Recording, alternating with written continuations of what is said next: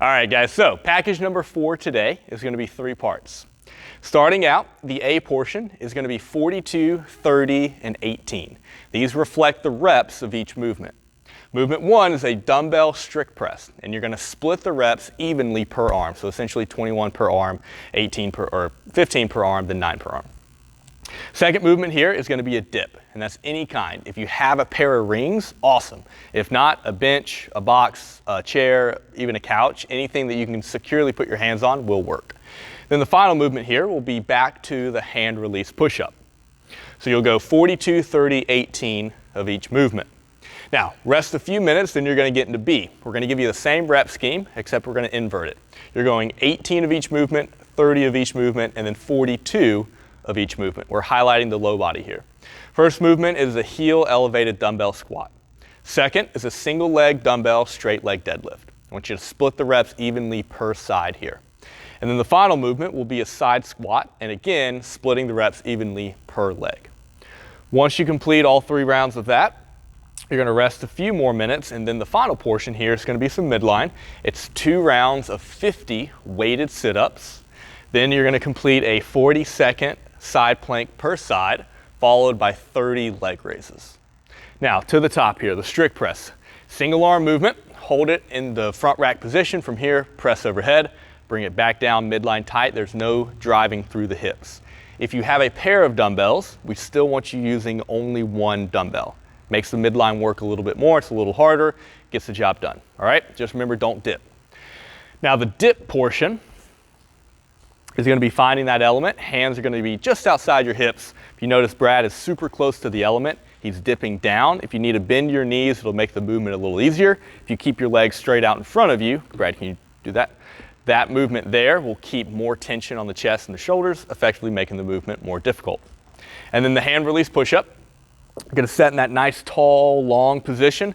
Body moves as 1. Release the hands as your chest touches the ground, and then push away again, keeping the body straight. Try not to break through your hips. Midline tight, lock your knees out.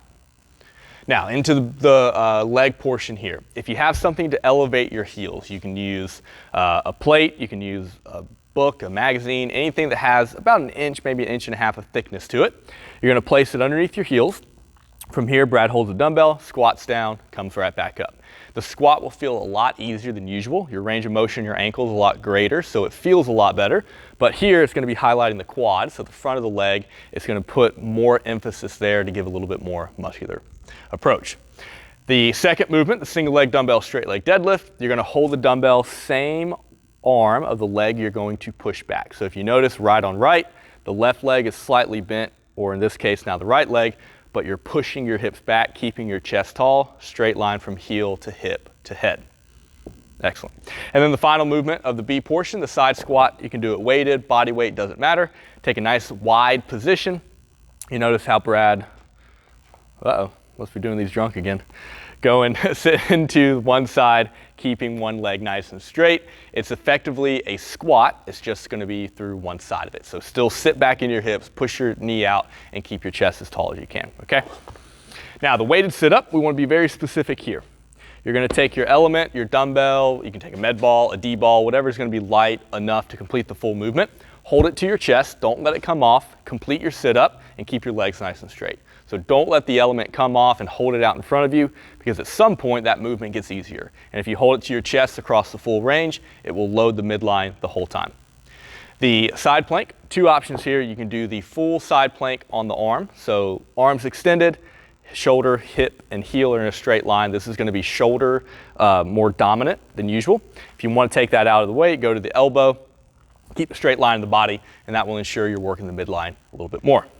And then the leg raise, the final portion here. Brad's going to sit on the ground.